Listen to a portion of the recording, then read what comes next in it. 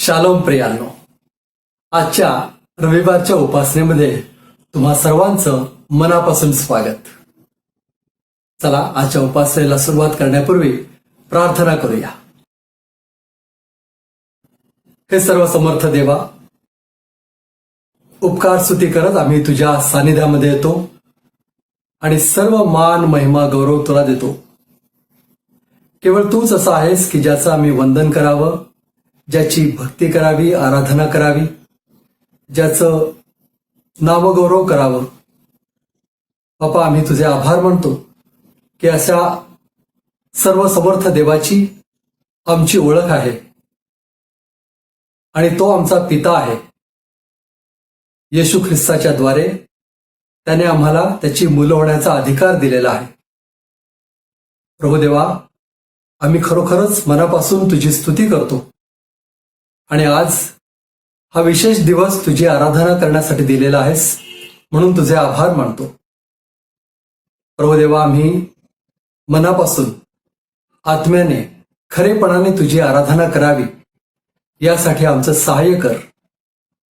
यासाठी की आम्ही तुझं नाव उंचवावं, तुला गौरव द्यावं, तुझी स्तुती करावी, तुझी आराधना करावी आणि ती खरेपणाने आत्म्याने करावी. प्रभू देवा, खरोखरच आम्ही तुझे आभार मानतो की तू आमच्यावर प्रेम करतोस, आम्हाला नवीन नवीन संधी देतोस आणि आज तुझी आराधना करण्याची एक नवीन संधी आम्हाला दिलेली आहेस म्हणून तुझे आभार मानतो. प्रभू देवा, आम्ही तुझ्या पुढे नतमस्तक होतो, तुझ्या पुढे लीन होतो आणि तुला विनंती करतो, तू आमच्यामध्ये आज वास्तव्य कर. तुझ्या सान्निध्याचा अनुभव आम्हाला येऊ दे आणि आम्ही तुझ्या सान्निध्यामध्ये आनंद घ्यावा, तुझ्या प्रेमाचा अनुभव घ्यावा, तू आमच्याशी बोलत आहेस असा अनुभव घ्यावा, असं होऊ दे. आजची सर्व उपासना आम्ही तुझ्या हातात देतो. येशू आमचा तारणारा, त्याच्या नावाने ही प्रार्थना करतो म्हणून तू ऐक. आमेन. प्रियांनो, आज चला प्रभूची आराधना करूया, स्तुतिगीतं गाऊया, त्याचं वचन वाचूया, त्याचा संदेश ऐकूया आणि हे सगळं केल्यानंतर आपण जे शिकणार आहोत ते आचरणामध्ये पण आणूया. तरच ह्या उपासनेला काही अर्थ राहील. चला तर आज आता स्तुती आराधनेला सुरुवात करूया. आणि आज साताऱ्याहून अपर्णा, संजीवनी आणि शरद गायकवाड स्तुती आराधनेमध्ये आपलं पुढारीपण करत आहेत.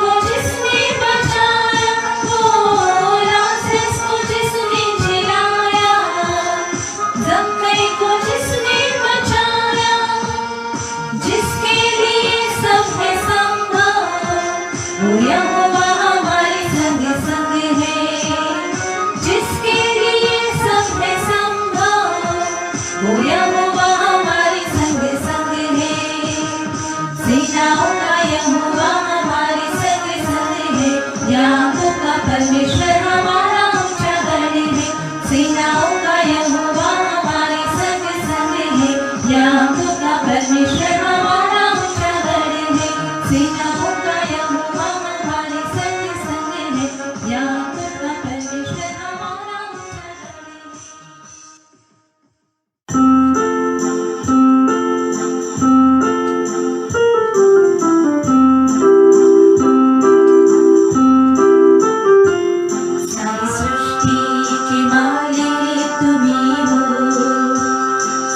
सृष्टि की रक्षक तुम्ही हो,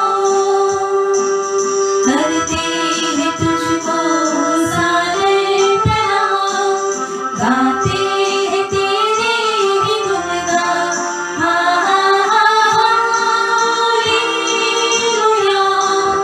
हालेलुया, हालेलुया,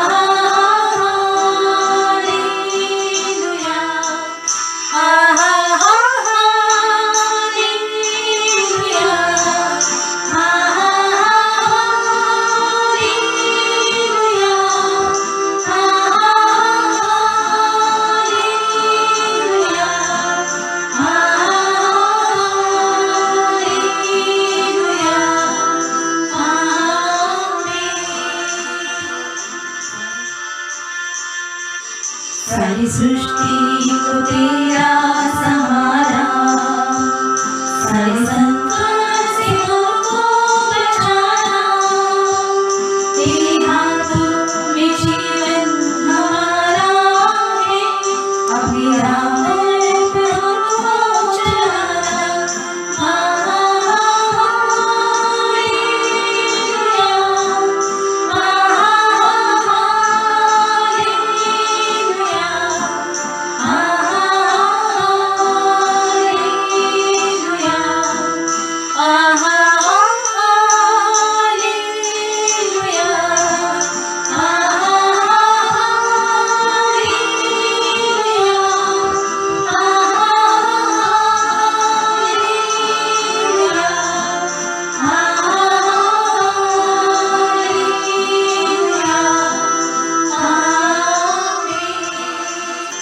अब दूर नहीं है किनारा, धीरज को हमारे बढ़ाना, जीवन की हमारी इस नैया को भवसागर में खोने न देना। Hallelujah, hallelujah, hallelujah, hallelujah,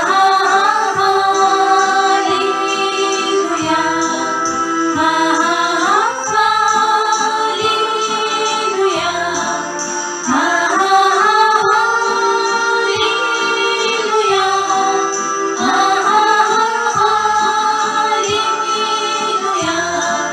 hallelujah, hallelujah,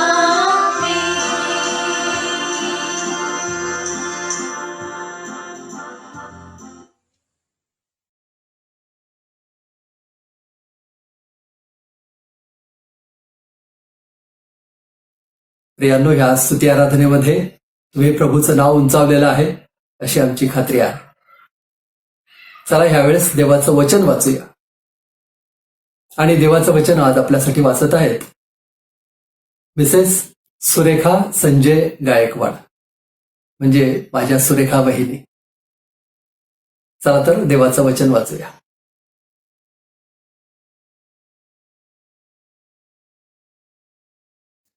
आजच्या मननासाठी आपण नेहेम्याचं पुस्तक यामधील 9वा अध्याय 1 ते 8 वचनं वाचूया. नेहेम्या 9:1-8. याच महिन्याच्या 24व्या दिवशी इस्रायल लोक उपवास करून गोंताट पांघरून व डोक्यात धूळ घालून एकवट झाले. इस्रायल वंशातील लोक विदेशांपासून निराळे झाले आणि उभे राहून त्यांनी आपली पातके आणि आपल्या पूर्वजांचे अपराध कबूल केले.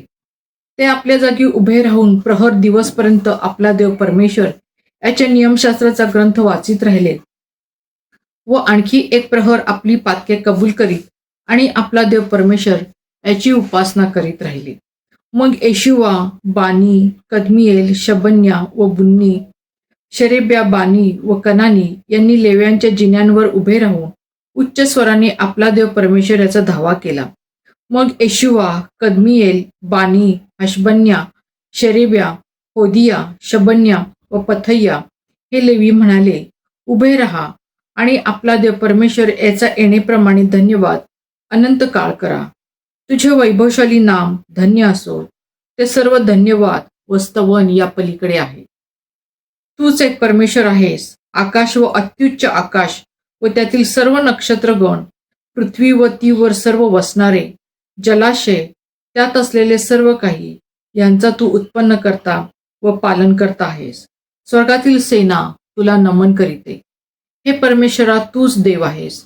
तू अब्रामास निवडून घेऊन खासद्यांच्या ऊर गावातून बाहेर आणले व त्यास अब्राहाम हे नाव ठेविले आणि त्याचे अंतकरण तुझ्या संबंधाने एकनिष्ठ आहे असे पाहून तू त्याच्याशी करार केला की मी तुझ्या वंशास कनानी, हित्ती, अमोरी, परिज्जी, यबुसी व गिर्गाशी यांचा देश देईन.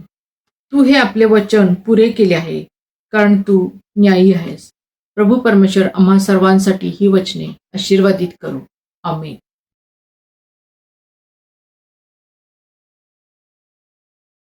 सुरेखा बहिणी, तुम्ही हे देवाचं वचन वाचण्यामध्ये आमचं पुढारीपण केलं.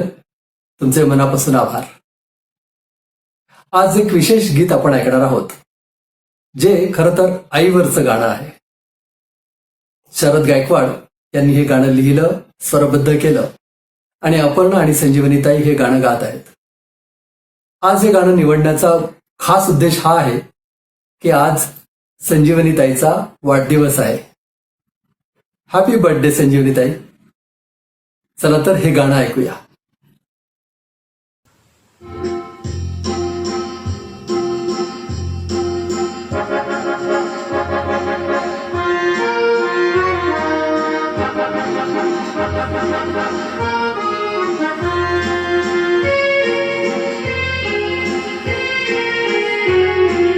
आई तुझ्या प्रेमाचे वर्णन कसे करू मी. ती प्रेम शब्दात गुंफल्या आहे समर्थ मी.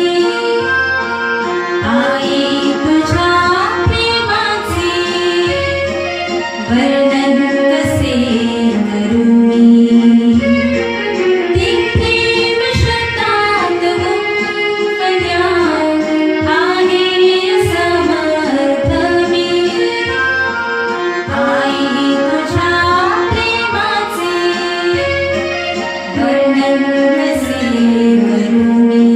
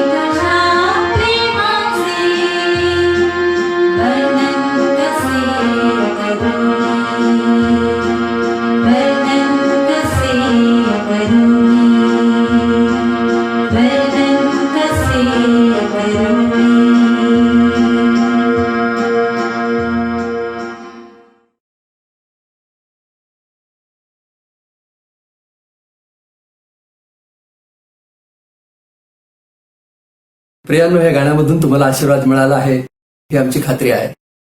आता देवाचा संदेश ऐकण्याची वेळ झालेली आहे. देवाचे सेवक, आपल्या सगळ्यांचे आवडते रेव्हरंड संजय डेव्हिड गायकवाड देवाचा संदेश आपल्यापर्यंत आणत आहे.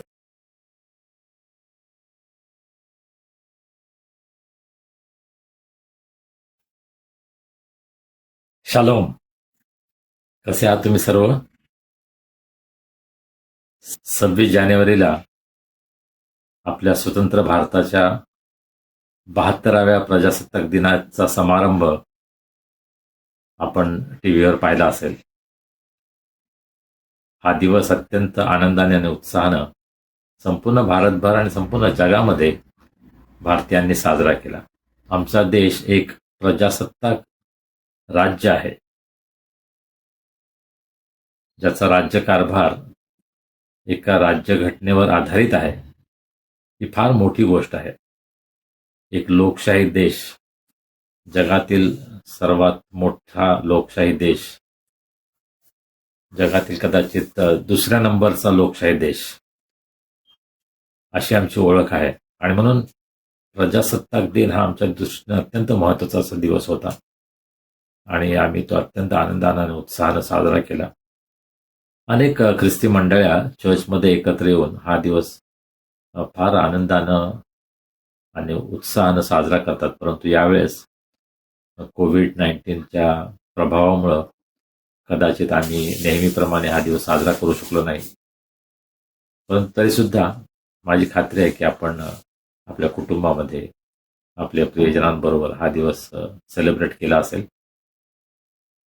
आणि प्रभूला आपण धन्यवाद देऊया की आम्ही अशा लोकशाही देशामध्ये आहोत की ज्या ठिकाणी आमच्या देशाची राज्यघटना आहे आणि त्या राज्यघटनेप्रमाणे राज्यकारभार चालवला जातो.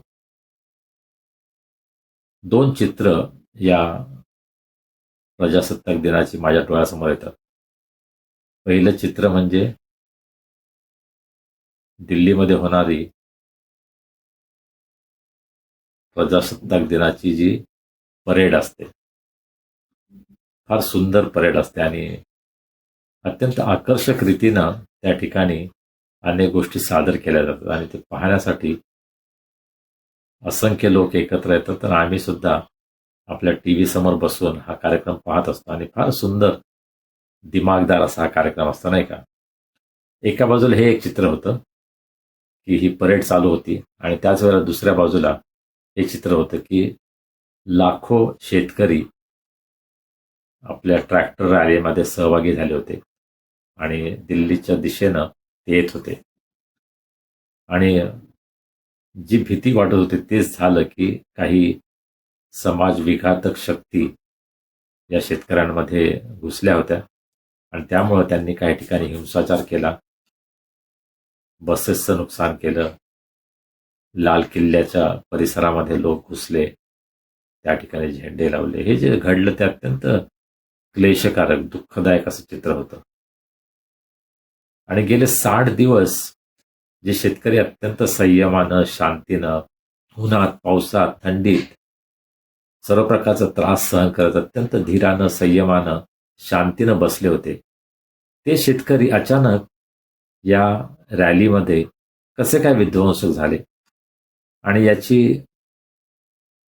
याची उत्तर अर्थातच देशाची गुप्तचर यंत्रणा आहे आणि इतर ज्या संस्था आहेत त्या शोधून काढतीलच. परंतु शेतकऱ्यांचं हे जे धरणं आहे, शेतकऱ्यांचं हे जे निदर्शन आहे, त्याला बदनाम करण्यासाठी काही लोकांनी मुद्दाम घडवून आणलं, असा आपण निश्चितच त्यामधून एक अर्थ काढू शकतो. आणि हे अत्यंत दुःखदायक आहे. कोणत्याही सार्वजनिक मालमत्तेला नुकसान पोहोचवणं, हिंसा करणं हे कोणत्याही समस्येचं उत्तर असू शकत नाही आणि म्हणून याचा आपण निषेधच करायला पाहिजे. ज्यावेळेस पोलिसांवर हल्ले होतात ते अत्यंत दुःखदायक आहे की ज्यांना आमच्या संरक्षणासाठी आम्ही नेमलेलं आहे, आमचेच लोक आहेत, ते काही आमचे शत्रू नाही आहेत, आणि त्यांच्यावर जेव्हा काही लोक निदर्शक हल्ले करतात, त्यापेक्षा दुर्दैवी, त्यापेक्षा दुःखदायक अशी कोणती गोष्ट असू शकत नाही. आणि फार वाईट वाटतं की सार्वजनिक मालमत्तेचा नाश केला जातो. आमचे जे रक्षक आहेत पोलीस डिपार्टमेंट, आर्मी यांच्यावर हल्ला केला जातो. ते अत्यंत निंदनीय अशी गोष्ट आहे आणि ते घडायला नको होतं. परंतु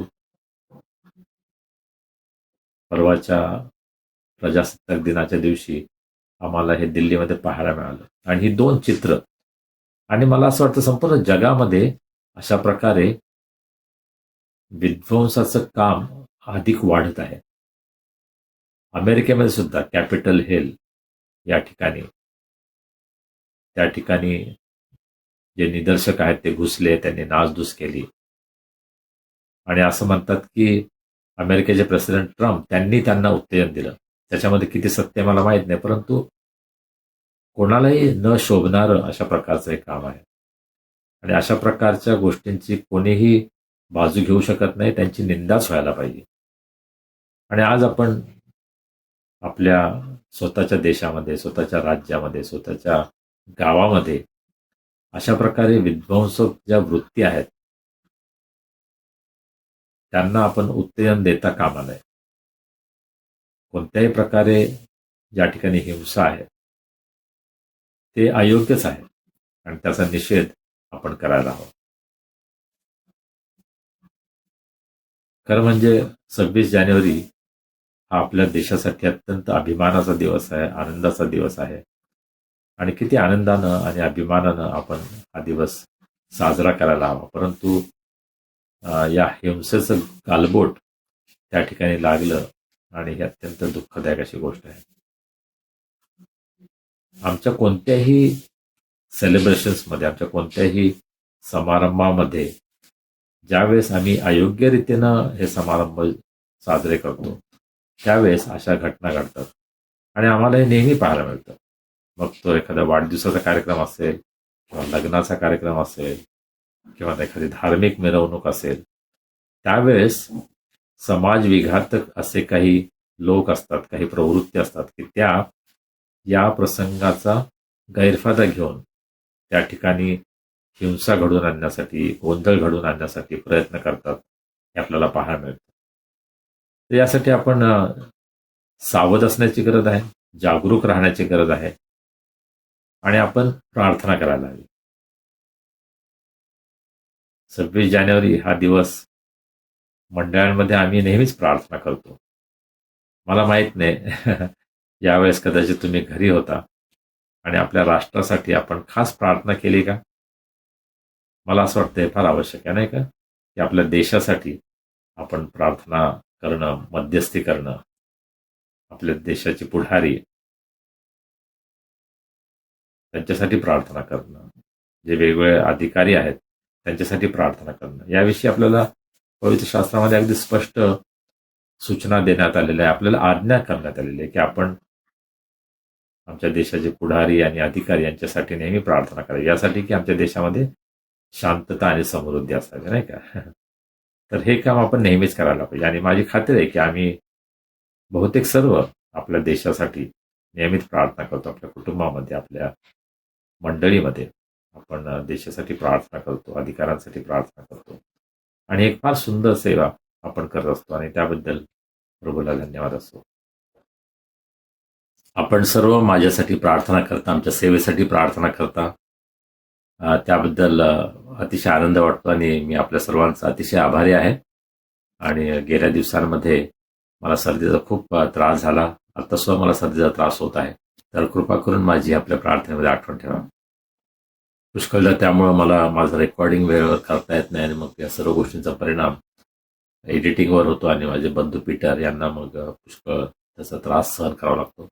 तर कृपा करून माझ्या आरोग्यासाठी प्रार्थना करा. 2 अनुभव खूप उत्तेजन देणारे ठरले आणि त्याबद्दल मला तुमच्याशी शेअर करायचं आहे.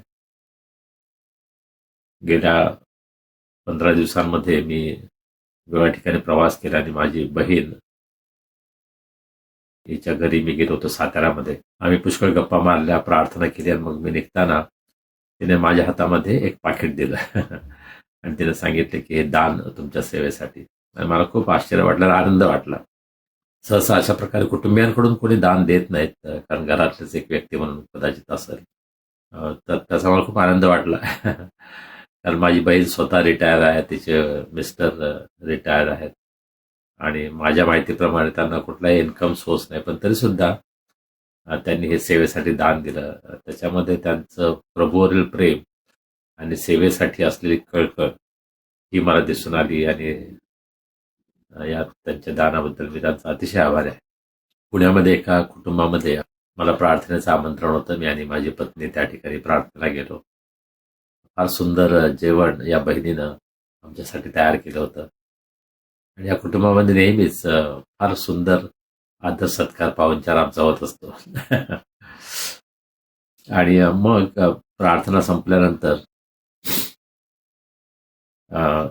ही बहीण आणि तिचे मिस्टर यांनी माझ्या हातामध्ये एक अगदी जाडजूड असं पाकिट दिलं, ज्याच्यामध्ये पुष्कळ पैसे होते आणि त्यांनी सांगितलं की या संपूर्ण लॉकडाऊनच्या पिरियडमध्ये प्रत्येक रविवारी भक्तीच्या वेळेस ते आपलं दान, कौटुंबिक दान गोळा करत होते.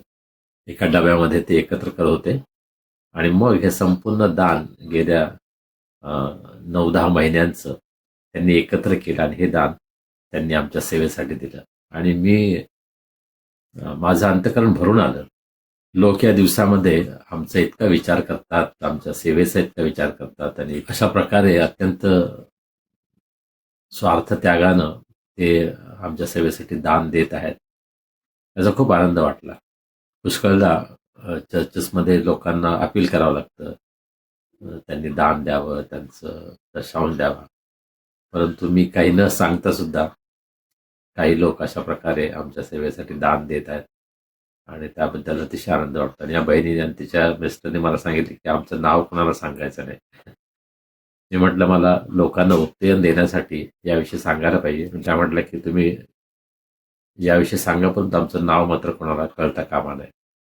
त्यामागे स्वतःची भावना ही आहे की स्वतःच्या नावासाठी की आपल्याला कोणी लोकांनी मोठं मानावं म्हणून त्यांनी हे दान दिलं नाही, परंतु देवावरील प्रीतीसाठी त्यांनी हे दान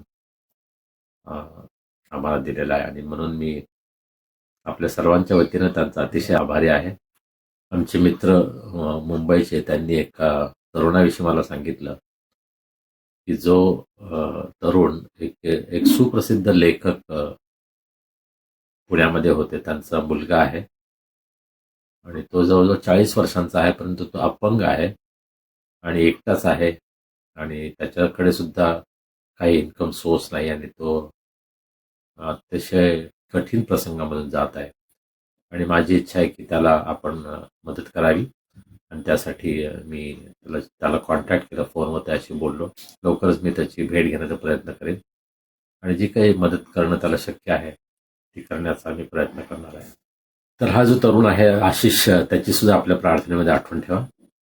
मला अजून एक गोष्ट सांगू द्या. ज्या कुटुंबानं या संपूर्ण लॉकडाऊनच्या काळातील दानार्पण माझ्या हातामध्ये दिलं, त्यांच्याशी बोलत असताना मला त्यांनी हे सुद्धा सांगितलं की जवळजवळ 6 महिने त्यांच्या मिस्टरांना पगार मिळाला नाही आणि ते एकटेच कमावत आहेत आणि त्यांना लॉकडाऊनच्या काळामध्ये 6 महिने पगार मिळाला नाही आणि आता त्यांचा फक्त अर्धा पगारच चालू आहे.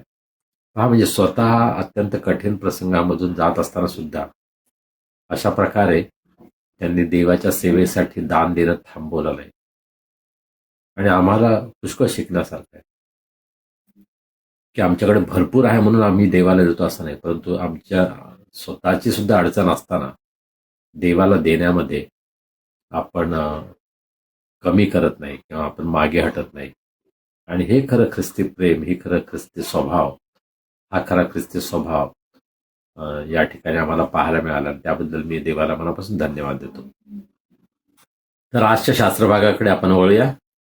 नेहम्याचं पुस्तकाचा 9वा अध्याय आणि 1 ते 8 हा शास्त्रभाग आपल्यासाठी वाचण्यात आला आहे. खरं म्हणजे नेहम्याचं पुस्तकाचा 9वा अध्याय 1 ते 37 ही एक पश्चातापाची प्रार्थना आहे, पापक्षमेसंबंधी असलेली एक प्रार्थना आहे. आणि तुम्हाला आश्चर्य वाटेल की एजराचा 9वा अध्याय, दानिएलच्या पुस्तकाचा 9वा अध्याय, त्या ठिकाणी सुद्धा अशा प्रकारे पश्चातापाची प्रार्थना आहे. हे 3 अध्याय, 3 पुस्तकांमध्ये 9वा अध्याय विशेष रीतीनं पश्चातापाची प्रार्थना आहे त्या संबंधी आपल्याला पाहायला मिळतं. तर प्रार्थनेसंबंधी फार सुंदर विचार या शास्त्रभागामध्ये आपल्याला पाहायला मिळतात आणि त्याकडे आपण पाहणार आहोत. तर पहिलं वचन, याच महिन्याच्या 24व्या दिवशी इस्रायल लोक उपवास करून गोंडताट पांघरून व डोक्यात धूळ घालून एकवट झाले. इस्रायल वंशातील लोक विदेशांपासून निराळे झाले आणि उभे राहून त्यांनी आपली पातके आणि आपल्या पूर्वजांचे अपराध कबूल केले. खरं म्हणजे या महिन्याचा 10वा दिवस जो आहे तो पश्चातापाचा दिवस, द डे ऑफ अटोनमेंट, अशा प्रकारे इस्रायल लोक पाळत असत आणि त्यांनी तो केला नव्हता आणि म्हणून आता ह्या 24व्या दिवशी त्यांनी तो दिवस पाळलेला आहे.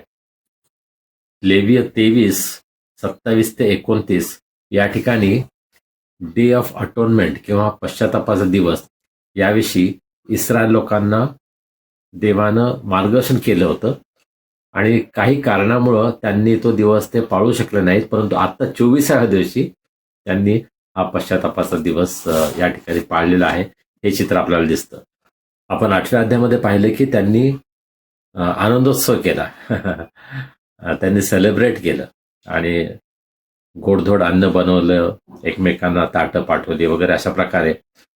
परंतु इस्रायलाच्या इतिहासामध्ये डे ऑफ अटोनमेंट किंवा पश्चातापाचा जो दिवस आहे तो अत्यंत महत्वाचा दिवस आहे आणि तो त्यांनी करायचं ते राहिलं होतं आणि म्हणून आज ते करत आहेत. हा 24व्या दिवशी या महिन्याच्या ते तो करत आहेत.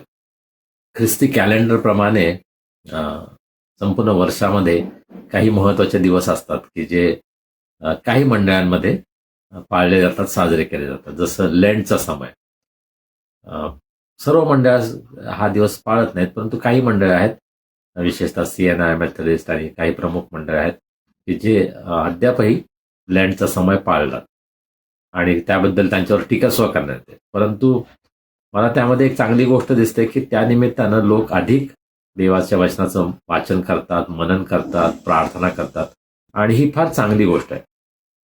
कदाचित प्रथा म्हणून एखादी गोष्ट चांगली नसेलही, परंतु जर लोक देवाचं वचन अधिक वाचत आहेत, प्रार्थना करत आहेत, तर ती फार चांगली गोष्ट आहे. आणि हेच या ठिकाणी आपल्याला चित्र दिसतं की जरी त्यांनी तो 10व्या दिवशी पाळला नाही, परंतु आता 24व्या दिवशी त्यांना त्याची आठवण झाली, जाणीव झाली आणि म्हणून ते हा दिवस ते पाळत आहेत. आणि कसं पाळत आहेत? उपवास करून, गोंताट पांघरून आणि डोक्यात धूळ घालून एकवट झाले. 3 गोष्टी त्यांनी केल्या. त्यांनी उपवास केला, त्यांनी गोंताट पांघरलं आणि त्यांनी डोक्यामध्ये धूळ घातली. हे बाह्य स्वरूपानं ते काय करत आहेत हे दाखवण्यासाठी आहे. अर्थात बाह्य स्वरूपाचं जे धार्मिक वर्तन आहे त्याचा कुणाला काही फायदा नाहीये, परंतु त्यामागे त्यांची भावना काय आहे ते आपण समजून घेणं महत्वाचं आहे की त्यामागे पश्चाताप करणं, आम्ही धूळ आहोत हे कबूल करणं आणि देवासमोर नम्र होणं. आणि आपण पाहतो इस्रायलाच्या इतिहासामध्ये जे राजे आहेत त्यांनी सुद्धा अशा प्रकारे गोंताट पांघरला. आता नेहेम्या, एज्रा हे पुढारी होते, पण त्यांनी सुद्धा लोकांबरोबर ते अशा प्रकारे गोंताट पांघरून डोक्यामध्ये धूळ टाकून अशा प्रकारे ते पश्चाताप करत आहेत. कदाचित एक प्रथा म्हणून हे चांगलं नसेल, केवळ देखावा म्हणून करणं चांगलं नाही, परंतु त्यामागे जी भावना आहे की देवासमोर आपण नम्र होणं, पश्चाताप आपण व्यक्त करणं, हे फार चांगली गोष्ट आहे. आणि पश्चाताप करणं हे ख्रिस्ती जीवनामध्ये अत्यंत महत्वाचं आहे आणि केवळ त्यासाठी विशिष्ट दिवसांचीच वाट पाहण्याची गरज नाही.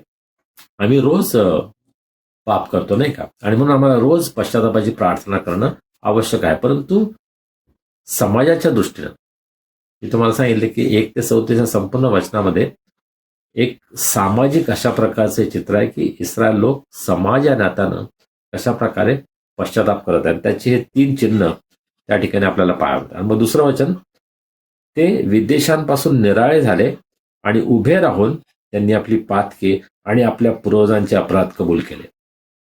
अजून आपल्याला काय पाहायला मिळतं दुसऱ्या वचनामध्ये? ते निराळे झाले. आणि पवित्र हा जो शब्द बायबलमध्ये वापरलेला आहे त्याचा अर्थच असा आहे की निराळ होणं, वेगळं होणं.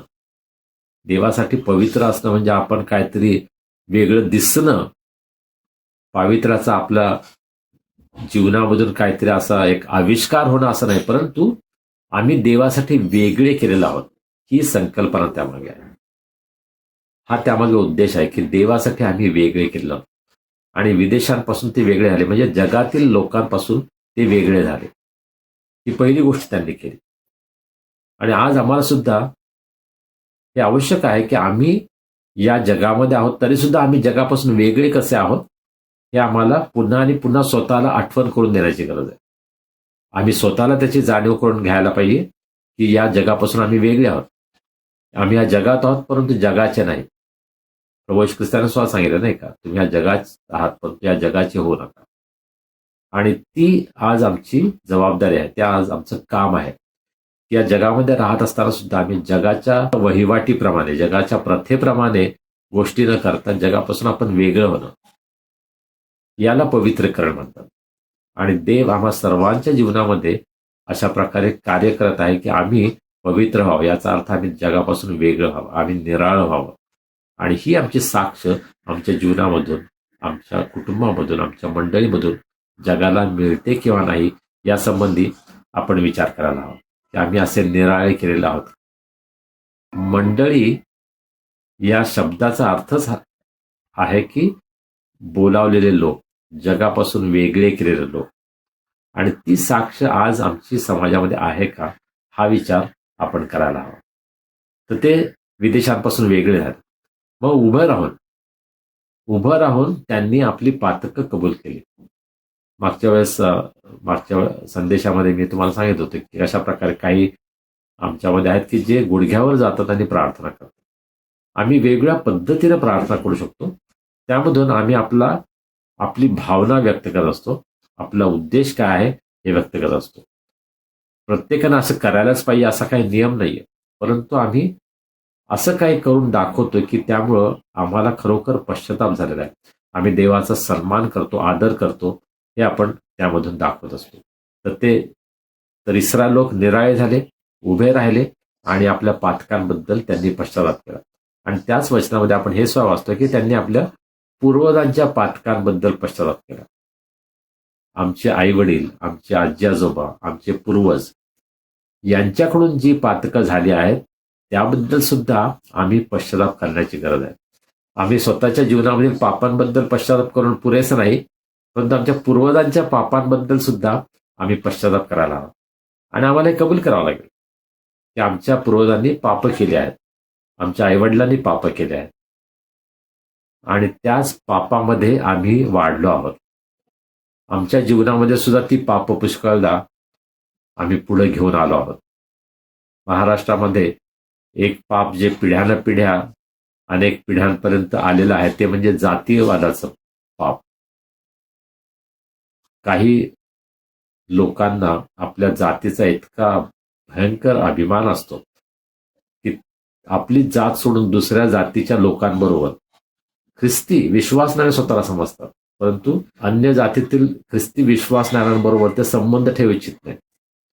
ते फार चांगली भाषा बोलतात, सर्व चांगलं त्यांचं धार्मिक वातावरण आहे, पण ज्यावेळेस लग्नाची वेळ येते त्यावेळेस त्यांना आपल्या जातीतलाच पाहिजे असतो. आणि मला फार वाईट वाटतं ज्यावेळेस असे लोक जे स्वतःला ख्रिस्ती समजतात परंतु आपल्या जातीला ते धरू नयेत. आणि हे पाप एका पिढीपासून दुसऱ्या पिढीपर्यंत जात आहे. आणि मी याचा निषेध करतो की ज्यावेळेस आम्ही ख्रिस्तामध्ये आहोत त्यावेळेस आम्ही जात पात याच्या पलीकडे जायला पाहिजे. आम्ही केवळ ख्रिस्ती विश्वासणारी ही एकच आमची जात आहे. आमच्यामध्ये दुसरा कोणताही भेदभाव जातीचा, वर्णाचा, वंशाचा, रंगाचा कुठलाही भेदभाव आमच्यामध्ये नसावा. आम्ही सर्व येशू ख्रिस्तासमोर एकच आहोत, आम्ही सर्व तारलेले आहोत. आणि आज अत्यंत दुःखानं आम्हाला हे पाहायला मिळतं की अनेक मंडळांमध्ये जातीवरून राजकारण चालू आहे. विवाहाच्या वेळेला जाती संबंधी आम्ही विचार करतो ही भावना उफाळून येते. आणि आम्ही किती विश्वासामध्ये कमजोर आहोत, आम्ही आपल्या मनानं किती हलके आहोत हे जणू काही आम्ही त्या प्रसंगी दाखवून देत असतो. आणि म्हणून आमच्या आईवडिलांबद्दल सुद्धा त्यांच्या पापांबद्दल आम्हाला पश्चाताप करणं आवश्यक आहे. आमच्या आईवडिलांच्या जीवनाविषयी, आमच्या पूर्वजांच्या जीवनाविषयी जेव्हा आम्ही विचार करतो त्यावेळेस त्यांच्या चांगल्या गोष्टी आमच्या लक्षात येतात. परंतु आम्हाला हे सुद्धा कबूल करावं लागतं की त्यांनी चुका केल्यात आणि आपल्या आईवडिलांनी केलेल्या चुकांची शिक्षा मुलांना आणि नातवंडांना आणि पुढच्या अनेक पिढ्यांना सुद्धा सहन करावे लागते. हा इतिहास आहे नाही का. इस्रायल लोकांनी त्याचा अनुभव घेतला की इस्रायल घराण्यानं पाप केलं, देवाविरुद्ध पाप केलं आणि त्याची शिक्षा पुढे अनेक पिढ्यांना भोगावे लागले. आज आमच्या घरामध्ये सुद्धा कदाचित आम्हाला याविषयीचा सखोल विचार करावा लागेल की आमच्या कुटुंबामध्ये अशा प्रकारे काही पाप आहेत का की जे परंपरेने चालत आलेले आहेत. आमचे आजी आजोबा, आमचे आई वडील, आमचे इतर नातेवाईक यांच्या जीवनामध्ये काही पाप आहेत की जी आम्ही कवटाळून बसलेलो आहोत, आम्ही ती सोडायला तयार नाही आणि त्याबद्दल आम्हाला आज पश्चाताप करण्याची गरज आहे. मला माहित नाही तुमच्या कुटुंबामध्ये काय आहे, परंतु प्रत्येक कुटुंबामध्ये अशा काही गोष्टी असतात की ज्या देवाच्या वचनाला धरून नाही आहेत, देवाच्या वचनाच्या विरुद्ध आहेत. परंतु केवळ माझ्या कुटुंबामध्ये असं होतं म्हणून मी ती गोष्ट जर करतो तर ते देवाविरुद्ध बंड आहे. देवाची आज्ञा आम्ही मोडतो, देवाला आम्ही दुःख देतो आणि या पापाबद्दल आम्हाला पश्चाताप करण्याची गरज आहे.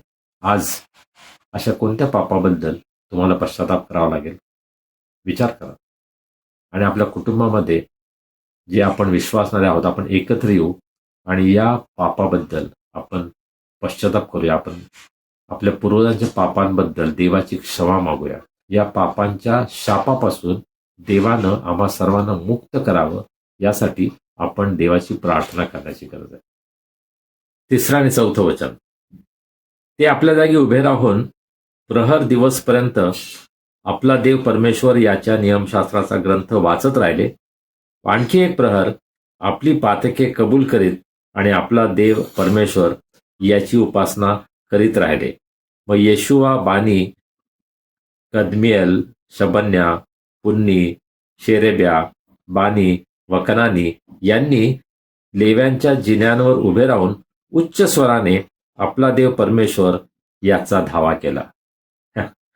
पहा, त्यांच्या या प्रार्थनेमध्ये सुद्धा काहीतरी सुसूत्रता होती. अत्यंत सुनियोजित पद्धतीनं ही जी पश्चातापाची प्रार्थना आहे ते करत होते. आणि त्यामध्ये आपण काय पाहतो, दिवसभर ते करत होते. पहिला प्रहर, एक प्रहर म्हणजे 3 तास. 3 तास ते काय करत होते, नियमशास्त्राचा ग्रंथ वाचत राहिले. मी सांगत आहे पहिल्यापासून की देवाच्या वचनाचं वाचन आणि मनन याला किती महत्व आहे. आणि 3 तास ते ग्रंथ वाचत राहिले, देवाचा वचन ऐकत राहिले. आणि मग आणखीन एक प्रहर आपली पातके कबूल करीत देवाची उपासना करीत राहिले. त्यांनी भरपूर वेळ दिला. 1 तासाची भक्ती नाही. कधी कधी माझा संदेश लांबतो आणि लोकांना ते आवडत नाही. किती वेळ बोलतात पाहायचं. मी सहसा चर्चमध्ये अर्धा तास ते 40 मिनिटं बोलतो, परंतु या ऑनलाईन भक्तीमध्ये कधी कधी वेळेचं भान राहत नाही आणि मी बोलत राहतो आणि मग पीटरला पुष्कळ एडिटिंग करावं लागतं. परंतु आमची भक्ती जी आहे पुष्कळदा वेळेच्या बंधनामध्ये असते नाही का. मी असं ऐकलं की काही चर्चेसमध्ये या दिवसामध्ये 2-2, 3-3 भक्ती होतात, उपासना होतात. मग 45 मिनिटं ते 1 तास एवढीच भक्ती असते, लिमिटेड. आमच्या भक्तीमध्ये सुद्धा आपण प्रार्थनेमध्ये सुद्धा आता लिमिटेड झालेलो आहोत.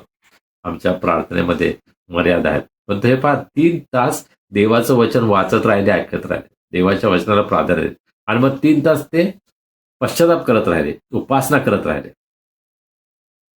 6 तास दिवसभर त्यांचं देवाचं वचन वाचणं, ऐकणं, पश्चाताप करणं, भक्ती करणं हा कार्यक्रम त्यांचा चालू होता. मी मागच्या वेळेस सांगितले की त्यांच्या सेलिब्रेशन्समध्ये, त्यांच्या उत्सवामध्ये प्रथम स्थान त्यांनी देवाला दिलं. नाही का. शेवटलं वचन जे आपण पाहिलं होतं 8व्या अध्यायामध्ये, की दररोज ते नियमशास्त्राचा ग्रंथ वाचत असत. 7 दिवस सेलिब्रेशन होतं, पण त्या 7 दिवसामध्ये देवाच्या वचनाचं वाचन याला प्राधान्य होतं, ते केंद्रस्थानी होतं. आणि या ठिकाणी सुद्धा पश्चाताप करत आहेत, आणि पश्चाताप करत असताना काही पण मनाला वाटेल असं ते बोलत नाहीत, परंतु देवाच्या वचनावर आधारित देवाच्या वचनाचं पालन ते करत आहेत. देवाचं वचन वाचणं, मनन करणं. आमच्या भक्तीमध्ये देवाच्या वचनाचं स्थान काय आहे? आम्ही अनेक गोष्टी करतो, अनेक कार्यक्रम करतो, अनेक गोष्टींचा अंतर्भाव आमच्या भक्तीमध्ये असतो, परंतु देवाच्या वचनाला आम्ही किती वेळ देतो? तो आमचा फोकस आहे, ते मध्यभागी आहे का? आणि अशा प्रकारे आपण पाहतो की दिवसभर देवाचं वचन वाचणं, प्रार्थना करणं याच्यामध्ये त्यांनी वेळ घालवला. लेव्यांनी त्यांचं पुढारीपण केलं. हे जे सेवक आहेत, लेवी, देवाचे पूर्णवेळ सेवक, त्यांनी त्यांचं पुढारीपण केलं. आणि मंडळीमध्ये सुद्धा पुढारी असणं फार आवश्यक आहे, की देवाचे जे सेवक आहेत, देवाचे जे लोक आहेत, त्यांनी आपल्या मंडळीचं पुढारीपण करणं. आणि या अतिशय उत्तम अशा कार्यामध्ये लेवी इस्रायल लोकांचं पुढारीपण करत होते. आज अशा प्रकारे आम्हाला सुद्धा सेवकांची गरज आहे, की आमच्या भक्तीमध्ये, प्रार्थनेमध्ये ते आमचं पुढारीपण करतील. मग 5वं आणि 6वं वचन. मग येशुआ, कदमिएल, बानी, हशबन्या, शेरेब्या, होदिया, शबन्या व पथह्या हे लेवी म्हणाले, उभे राहा आणि आपला देव परमेश्वर याचा येणेप्रमाणे धन्यवाद अनंत काळ करा. तुझे वैभवशाली नाव धन्य असो. ते सर्व धन्यवाद व स्तवन या पलीकडे आहे. 6वं वचन. तूच एक परमेश्वर आहेस. आकाश व अत्युच्च आकाश, त्यावरील सर्व नक्षत्रगण, पृथ्वी व तीवर वसणारे सर्व जलाशय, त्यात असलेले सर्व काही, यांचा तू उत्पन्न करता व पालन करता आहेस. स्वर्गातील सेना तुला नमन करते. मी तुम्हाला अनेकदा सांगितलंय की नेहम्याचं पुस्तक प्रार्थनेविषयी आम्हाला फार चांगलं शिकवतं. आणि हा 9वा अध्याय एक मोठी प्रार्थना आहे. आणि या प्रार्थनेमध्ये कोणत्या कोणत्या गोष्टीचा अंतर्भाव आहे हे आपल्याला या ठिकाणी पाहायला मिळेल. की परमेश्वराची स्तुती कशी करायची, परमेश्वराची प्रार्थना कशी करायची, या संबंधी जर आम्हाला शिकायला हवा असेल तर ही प्रार्थना एक फार सुंदर आपल्यासमोर, मला असं वाटतं की उदाहरण असं आहे. जसं प्रभू येशू ख्रिस्तानं आपल्या शिष्यांना प्रार्थना करायला शिकवलं. शिष्य त्याच्याकडे आले आणि त्यांनी विनंती केली की प्रार्थना कशी करायची आम्हाला शिकव. आणि मग प्रभू येशू ख्रिस्तानं त्यांना प्रार्थना कशी करायची याचा एक नमुना दिला, ज्याला आपण प्रभूची प्रार्थना म्हणतो, प्रभूने शिकवलेली प्रार्थना म्हणतो. खरं म्हणजे ती शिष्यांची प्रार्थना आहे, नाही का. तर प्रार्थना कशी करायची याचा नमुना प्रभू येशू ख्रिस्ताने दिला. या ठिकाणी इस्रायल लोकांनी देवाची कशी प्रार्थना केली याचा एक सुंदर नमुना आपल्याला पाहायला मिळतो. आणि आम्हाला त्यामधून पुष्कळ काही गोष्टी शिकण्यासारख्या आहेत. सर्वप्रथम लेवी काय म्हणाले की तुम्ही उभे राहा आणि मग आपला देव परमेश्वर याचा येणेप्रमाणे धन्यवाद अनंत काळ करा. तुम्ही कशा प्रकारे देवाचा धन्यवाद करायचा याविषयी लेव्यांनी त्यांचं मार्गदर्शन केलं. आणि मला असं वाटतं आज ख्रिस्ती लोकांना प्रार्थना कशी करायची, स्तुती आराधना कशी करायची या संबंधी पुष्कळ शिकण्याची गरज आहे. मला कोणावर टीका करायची नाही, परंतु पुष्कळदा काही निरर्थक काही शब्द अर्थ समजून न घेता केवळ आम्ही बोलत राहतो. Hallelujah hallelujah. हालेलुया शब्द चांगला आहे, पण त्याचा अर्थ तुम्ही 10 वेळेस हालेलुया म्हणायला पाहिजे असं मला वाटत नाही. पहा, या प्रार्थनेमध्ये आपल्याला फार अतिशय सुंदर शिकायला मिळते की प्रार्थनेमध्ये सुद्धा कशा प्रकारे शिस्त असायला हवी. देवाचा धन्यवाद करताना सुद्धा आम्ही जे शब्द वापरतो त्या शब्दांना अर्थ आहे ते आम्ही तोलून मापून वापरायला पाहिजे. नुसतं अर्थहीन अशा प्रकारे बडबड करणं याला स्तुती आराधना म्हणत नाही. काही चर्चेसमध्ये आपण पाहतो की hallelujah hallelujah, glory glory glory, Jesus Jesus, हे याचं रिपिटेशन केलं जातं. पवित्र शास्त्रामध्ये आपल्याला असं आढळत नाही. पुढे केली का अशी प्रार्थना? पवित्र शास्त्र हे जर आमचं मार्गदर्शक आहे प्रत्येक गोष्टीमध्ये, तर आम्ही प्रार्थना कशी करावी यासंबंधी सुद्धा मला असं वाटतं पवित्र शास्त्रातून आपण शिकायला पाहिजे. पुष्कळदा मला असं लक्षात येते की hallelujah, praise the Lord, Jesus या शब्दांचा उपयोग जणू काही मधली जागा भरण्यासाठी फिल इन द गॅप अशा प्रकारे केला जातो. हे प्रभू आम्ही तुझ्या उपकारामध्ये हालेलुया हालेलुया, आज तो आम्हाला एकत्र प्रेज द लॉर्ड हालेलुया. हे मधी हालेलुया प्रेज द लॉर्ड का म्हणायचं मला काय समजत नाही. केवळ जागा भरण्यासाठी किंवा पुढचं काहीतरी आठवत नाही म्हणून हालेलुया म्हणायचं, प्रेज द लॉर्ड म्हणायचं, अशा प्रकारे काही जण प्रार्थना करतात हे मला लक्षात येतं. आणि जसं इतर धर्मीय प्रार्थना करतात की एखाद्या देवाचं नाव नुसतं घेत राहणं, त्यांना असं वाटतं की त्याच्यामुळं देव संतुष्ट होतो. मला नाही वाटत पवित्र शास्त्र असं शिकवतं की केवळ आपण नाव घेत राहणं सारखं मंत्राप्रमाणे, मंत्रोच्चार केल्याप्रमाणे, त्याच्यामध्ये देवाला आनंद नाहीये, संतोष नाहीये.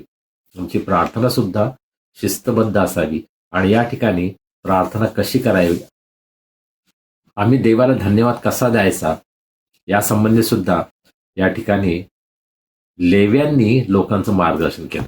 मला सर्दीचा बराच त्रास व्हायला लागला, त्यामुळे मला शेवटी शॉल घ्यावी लागली.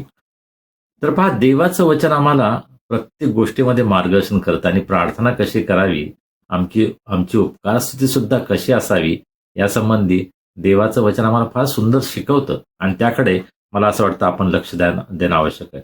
केवळ हा सेवक अशी प्रार्थना करतो किंवा तोच पाळक अशी प्रार्थना करतो म्हणून मला तशा प्रकारे प्रार्थना करायला पाहिजे याची आवश्यकता नाही. पुष्कळ आम्ही एकमेकांचं जास्त अनुकरण करायचा प्रयत्न करतो. आम्ही बायबलचं अनुकरण करायला पाहिजे. बायबल काय सांगतं त्याप्रमाणे आपण वागतो का, त्याप्रमाणे आमची प्रार्थना सुद्धा आहे का, यासंबंधी मला असं वाटतं आपण शिकण्याची गरज आहे. आणि या ठिकाणी लेवी असं म्हणतात की परमेश्वराचा धन्यवाद येणेप्रमाणे अनंत काळ करा.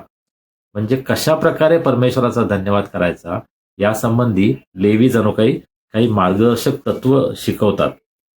आणि देवाच्या नावाविषयी ते सांगतात की देवाचं नाव हे धन्यवाद आणि स्तवन याच्या पलीकडचं आहे. 6 वचन, तूच एक परमेश्वर आहेस. आकाश व अत्युच्च आकाश व त्यावरील सर्व नक्षत्रगण, पृथ्वीवर वसणारे सर्व जलाशय, त्यात असलेले सर्व काही, यांचा तू उत्पन्न करता व पालन करता आहेस. स्वर्गातील सेना तुला नमन करते. प्रार्थनेमध्ये, आमच्या स्तुतीमध्ये परमेश्वर कोण आहे हे आम्ही जाहीर करत असतो. तूच एक परमेश्वर आहेस हे इस्रायल लोक पुन्हा आणि पुन्हा जाहीर करत होते. ती त्यांची साक्ष होती, तो त्यांचा अनुभव होता. आपल्या आजूबाजूला असलेल्या लोकांसाठी ती त्यांची साक्ष होती की यहोवा देव हाच परमेश्वर आहे. आणि धैर्यानं आणि उच्च स्वरानं त्याविषयी ते घोषणा करत होते. आणि आज आम्हाला सुद्धा प्रभू येशू ख्रिस्त हाच एकमेव तारणारा आहे, प्रभू येशू ख्रिस्त हाच एक प्रभू आहे, देव आहे, याची घोषणा आम्हाला करायची आहे. ही साक्ष आमच्या प्रार्थनेमधून जगाला मिळायला पाहिजे. आणि तशा प्रकारे आम्ही प्रार्थना करतो का? प्रार्थनेमध्ये आम्ही देवाचं गुणवर्णन करतो, देव किती चांगला आहे. मग या ठिकाणी देवाविषयी की तो उत्पन्न करताय, तो सर्व पृथ्वीचा उत्पन्न करताय, या जगातील सर्व गोष्टी त्यानं निर्माण केलेल्या आहेत याची साक्ष ते देत आहेत. आणि आम्हाला सुद्धा आमच्या प्रार्थनेमध्ये देवाचं महत्व प्रगट करायचं आहे. देव कोण आहे हे आम्ही जाहीर करायचं आहे. आम्ही ज्यावेळेस सार्वजनिकरित्या प्रार्थना करतो, इतरांसमोर प्रार्थना करतो, त्यावेळेस देव कोण आहे हे आम्ही जाहीर करत असतो. आमच्या प्रार्थनेमधून देवाचं गौरव होत आहे का, देवाला आम्ही उच्च स्थान देत आहोत का, या संबंधी सुद्धा आम्ही विचार करायला पाहिजे. हे आपल्याला या ठिकाणी पाहायला मिळतं. स्वर्गातील सेना तुला नमन करते. त्याचा अधिकार काय आहे हे इस्रायल लोक सांगत आहेत की देवाचा अधिकार अत्युच्च आहे, सर्वांच्या वर आहे. आणि मग 7वं आणि 8वं वचन, हे परमेश्वरा तूच देव आहेस. तू अब्रामास निवडून घेऊन खासद्यांच्या ऊर गावातून बाहेर आणले व त्यास अब्राहम हे नाव दिले. 8वं वचन, आणि त्याचे अंतःकरण तुझ्या संबंधाने एकनिष्ठ आहे असे पाहून तू त्याच्याशी करार केला की मी तुझ्या वंशास कानानी, हित्ती, अमोरी, परिज्जी, यबुसी व गिर्गाशी यांचा देश देईन. तू हे आपले वचन पुरे केले आहे कारण तू न्यायी आहेस. पहा, परमेश्वर कोण आहे आणि त्यानं काय केलेलं आहे याच्याविषयी आपल्या प्रार्थनेमध्ये ते वर्णन करतात. आणि ते करत असताना ते अब्रामाविषयी बोलतात की देवानं अब्रामाला निवडून त्याला बाहेर आणलं आणि त्यास अब्राहम हे नाव दिलं. इस्रायल लोकांसाठी हा एक ऐतिहासिक दिवस होता. सर्व इस्रायल लोक एकत्र आलेले आहेत आणि ते प्रार्थना करत आहेत आणि त्यावेळेला ते आपल्या पूर्वजांची आठवण करतात आणि आपला विश्वासाचा पिता अब्राहम याची ते आठवण करतात. त्याच्याविषयी बोलताना ते काय म्हणतात की तो आधी अब्राम होता. अब्राम ह्याचा अर्थ एक्झॉल्टेड फादर, आणि हे देवा संबंधी आहे की देव हा उच्च स्थितीमध्ये आहे, देव हा उंचावलेला आहे. आणि मग त्याला अब्राहम हे नाव दिलं, म्हणजे तू आता राष्ट्रांचा पिता होशील. तू केवळ एक पिता नाही, परंतु तू आता राष्ट्रांचा पिता होशील. आणि हे देवाचं कार्य अब्रामाच्या जीवनामध्ये जे झालं त्याची साक्ष आहे की तू आधी अब्राम होतास, पण मी तुला आता अब्राहम करणार आहे. आणि देवाची आम्हा प्रत्येकाच्या जीवनामध्ये अशा प्रकारे साक्ष असणं आवश्यक आहे की मी पूर्वी कोण होतो आणि आता मी काय झालो. येशू ख्रिस्ताला स्वीकारण्या अगोदर माझं जीवन काय होतं आणि येशू ख्रिस्ताला स्वीकारल्यानंतर माझं जीवन काय झालं आहे, ही आम्हा प्रत्येक विश्वासणाऱ्याची साक्ष असली पाहिजे. आणि ही साक्ष आमच्या प्रार्थनेमध्ये सुद्धा आम्ही जाहीर करायला पाहिजे. आम्ही आपल्या जीवनाची साक्ष सुद्धा आपल्या प्रार्थनेमध्ये द्यायला पाहिजे की प्रभू, मी पापी होतो, मी तुझ्यापासून दूर होतो, मी तुझा शत्रू होतो, मी तुझ्या विरुद्ध बंड केलं होतं, परंतु तू माझ्यावर दया केली. ब्रदरन असेंब्लीमध्ये ज्या प्रार्थना असतात त्या फार सुंदर प्रार्थना असतात. ब्रदरन असेंब्लीमध्ये जी भक्ती असते त्याचे दोन भाग असतात. एक तर मेज, प्रभूचा मेज, त्याच्या अगोदर स्तुती आराधना, आणि प्रभूचा मेज झाल्यानंतर मिनिस्ट्री किंवा वचनाची सेवा. अशा प्रकारे फार शिस्तबद्ध रीतीनं ब्रदरन असेंब्लीमध्ये, बिलिव्हर्स असेंब्लीमध्ये हे केलं तर मला ते फार आवडतं. आमच्या भक्तीमध्ये, आमच्या उपासनेमध्ये शिस्तबद्धता असली पाहिजे, सुनियोजित असलं पाहिजे. पुष्कळ आम्ही म्हणतो नाही, पवित्र आत्मा मला सुचवेल तसं मी करेन, पण मी कधी उठून काही पण प्रार्थना करेन, मी डान्स करेन, मला वाटेल ते करेल. नाही, पवित्र आत्मा आम्हाला शिस्तीमध्ये चालवतो. देव हा God is a God of order, नाही का. तो आम्हाला योग्य प्रकारे नियमामध्ये चालवतो. त्याने आम्हाला नियमशास्त्र दिलेलं आहे. आम्ही नियमामध्ये राहावं अशी त्याची इच्छा आहे. आणि आमच्या भक्तीमध्ये सुद्धा, आमच्या प्रार्थनेमध्ये सुद्धा देवाच्या नियमामध्ये आम्ही आहोत का याविषयी आपण विचार करायला पाहिजे की देवानं माझ्या जीवनामध्ये काय बदल केला याची साक्ष माझ्या प्रार्थनेमध्ये मला देता आली पाहिजे.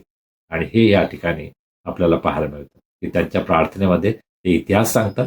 अब्रामाच्या जीवनामध्ये जे परिवर्तन आलं त्याची साक्ष आपल्या या प्रार्थनेमध्ये उच्च स्वराने सर्वांना देत आहेत. आमच्या प्रार्थनेमध्ये अशा प्रकारची साक्ष आम्हाला पाहायला मिळते. वैयक्तिक साक्ष, माझ्या जीवनामध्ये देवाने काय केलं, माझ्या वाडवडिलांच्या जीवनामध्ये देवाने काय केलं, याची साक्ष माझ्या प्रार्थनेमध्ये, स्तुतीमध्ये मला देता येते का. 8वं वचन पुन्हा एकदा, अब्राहामाविषयी काय साक्ष आहे, आणि त्याचं अंतःकरण तुझ्या संबंधाने एकनिष्ठ आहे असे पाहून तू त्याच्याशी करार केला की मी तुझ्या वंशास कनानी, हित्ती, अमोरी, परिज्जी, यबूसी आणि गिर्गाशी यांचा देश देईन. तू हे आपले वचन पुरे केले आहेस, कारण तू न्यायी आहेस. परमेश्वराच्या स्वभावाविषयी त्यांच्या प्रार्थनेमध्ये ते सांगतात. पहिली गोष्ट म्हणजे अब्राहामासंबंधी जो करार परमेश्वराने केला होता तो पूर्ण केलेला आहे, आणि परमेश्वर करार पाळणारा देव आहे हे ते जाहीर करतात. आमच्या जीवनामध्ये सुद्धा आपण जेव्हा आपल्या जीवनाकडे पाहतो तेव्हा परमेश्वर कसा आमच्याशी विश्वासू आहे, माझी खात्री आहे की ती साक्ष आपण देऊ शकतो, नाही का.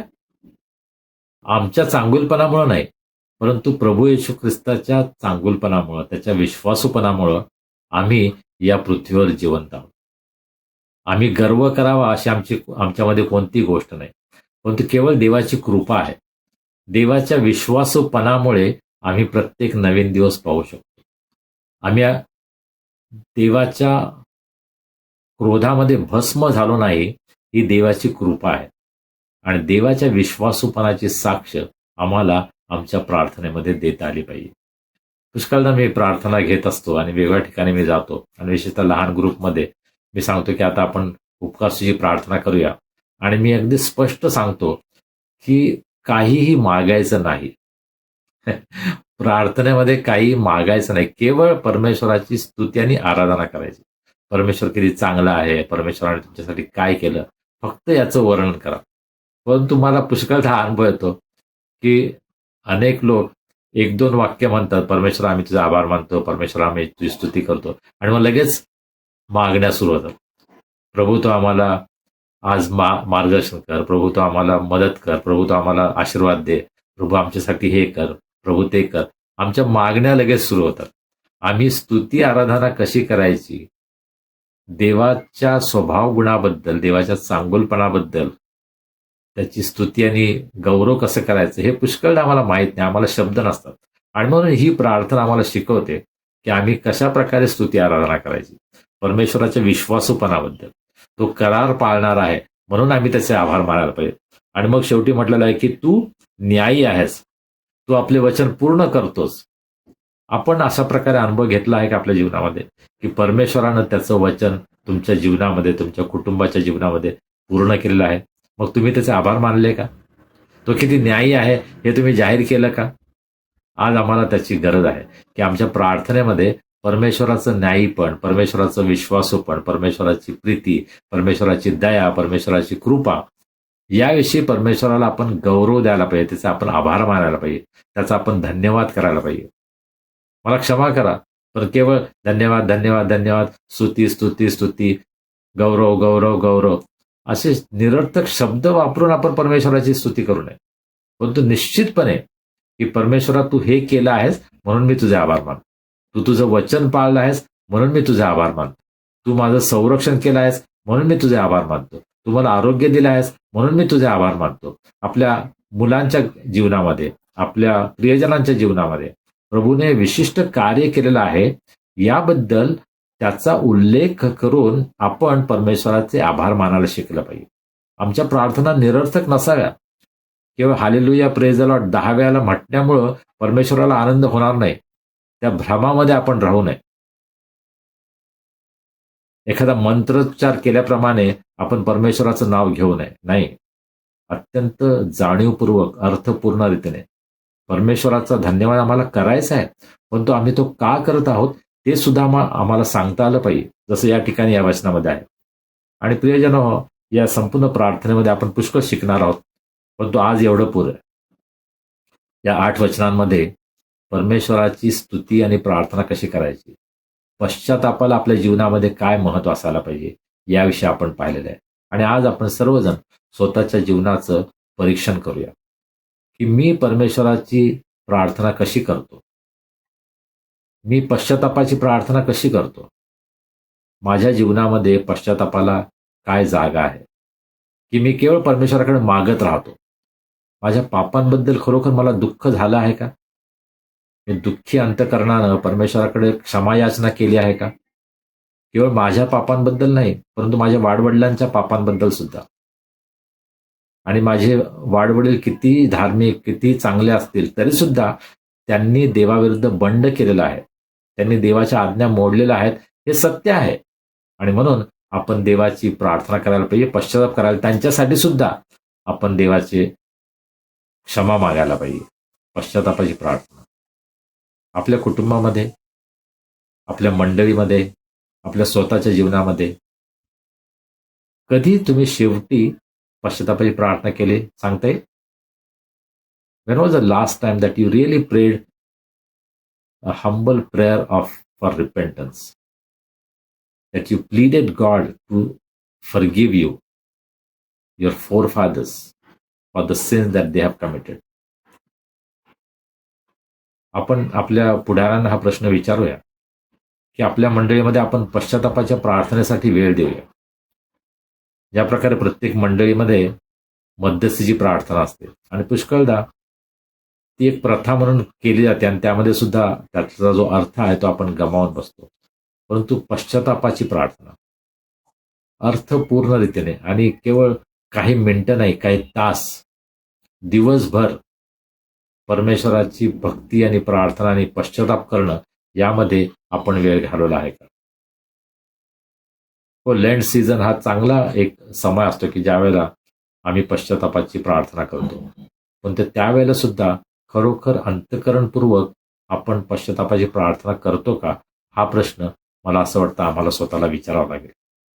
नेहम्याच्या या पुस्तकामधून प्रार्थना कशी करावी यासंबंधी प्रभू आम्हाला शिकवत आहेत. आणि माझी ही प्रार्थना आहे की तो मला आणि आम्हा सर्वांना प्रार्थनेच्या जीवनासंबंधी शिकवेल, प्रार्थना कशी करायची हे आम्हाला शिकवेल आणि त्यामध्ये आम्ही अधिक पुढे जाऊ. देव तुम्हाला आशीर्वाद करो. प्रार्थना करूया. सर्वसमर्थ जिवंत प्रभू देवा, आम्ही तुझे उपकार मानतो. आजचा दिवस तू आम्हाला दिलास. तुझ्या पायाजवळ बसून प्रभू तुझ्या वचनामधून शिकण्यासाठी तू आम्हाला ही संधी दिलीस, त्याबद्दल आम्ही तुझे उपकार मानतो. प्रभू, आम्ही हे कबूल करतो की आम्ही प्रार्थना कशी करावी आम्हाला माहीत नाही. आम्हाला या संबंधी शिकण्याची गरज आहे. आम्ही पुष्कळदा एकमेकांचं अनुकरण करतो आणि तुझ्या वचनाप्रमाणे आम्ही प्रार्थना करत नाही. प्रभू, आज आम्हाला जे सत्य तू प्रगट केलंस तुझ्या वचनामधून, त्याबद्दल आम्ही तुझे उपकार मानतो. प्रभू, आम्ही पश्चातापाची प्रार्थना करण्यासाठी तू आमचं सहाय्य कर. आम्ही आपल्या पातकांबद्दल, आमच्या पूर्वजांच्या पातकांबद्दल तुझ्याकडे आरोळी मारावी, तुझी क्षमा मागावी, पश्चाताप करावा, यासाठी प्रभू तू आमचं सहाय्य कर. आणि येणाऱ्या दिवसामध्ये प्रभू आम्ही पश्चातापी वृत्तीनं सदैव तुझ्या समोर यावं, तुझी स्तुती आणि आराधना करावी, प्रार्थना करावी, यासाठी आमचं सहाय्य कर.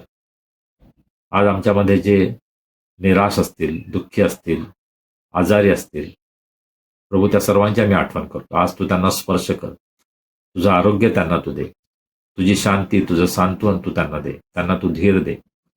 या सर्व संकटामधून प्रभू त्यांना बाहेर आणण्यासाठी तू समर्थ आहेस, म्हणून आम्ही तुझे उपकार मानतो. आम्हा सर्वांना या दिवसामध्ये तू उत्तम आरोग्य दे, अशी आम्ही तुला विनंती करतो. प्रभू, ज्यांचे वाढदिवस, लग्नाचे वाढदिवस आणि इतर विशेष प्रसंग जे आमच्यामध्ये साजरे करत आहेत, त्या सर्वांची आम्ही आठवण करतो. त्यांना तू आज आशीर्वाद कर, त्यांची तू काळजी घे, त्यांच्या प्रत्येक गरजा तू पूर्ण कर. त्यांच्या जीवनाद्वारे तू गौरवला जा. तुझी साक्ष आम्हा प्रत्येकाच्या जीवनामधून इतरांना मिळावी, असा अनुग्रह तू आमच्यावर कर. येणारा आठवडा आमच्यासाठी तू आनंदाचा आणि आशीर्वादाचा कर. तुझ्या मार्गामध्ये चालण्यासाठी, तुझी स्तुती करण्यासाठी, तुझी साक्ष देण्यासाठी आम्हा प्रत्येकाच्या जीवनाचा तो उपयोग करून घे. मान, महिमा, गौरव आम्ही तुला देतो. आणि ही प्रार्थना तारणारा प्रभू येशू ख्रिस्त याच्या नावाने आम्ही करतो म्हणतो आहे. आमेन.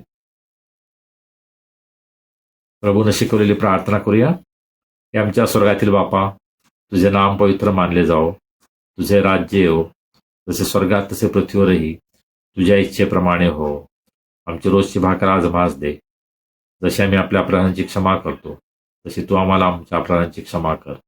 आणि आम्हास परीक्षेत आणू नकोस, तर आम्हास वाईटापासून सोडू. कारण की राज्य, सामर्थ्य आणि गौरव ही सर्व काळ तुझीच आहेत. आमेन. आणि आता देव बापाची प्रीती, प्रभू येशू ख्रिस्ताची कृपा, पवित्र आत्म्याची सहभागिता, शांती, आनंद आणि आरोग्य आम्हा सर्वांसह, आमच्या कुटुंबाबरोबर, देवावर प्रीती करणाऱ्या देवाच्या प्रत्येक लेकराबरोबर आता आणि सदा सर्व काळ असो. आमेन. सुवद्य देवा परात्पर, स्तवा हो त्याला खालीवर, तो बाप पुत्र आत्मा जा, त्रेक्याला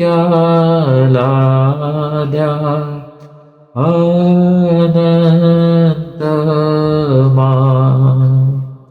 आमेन.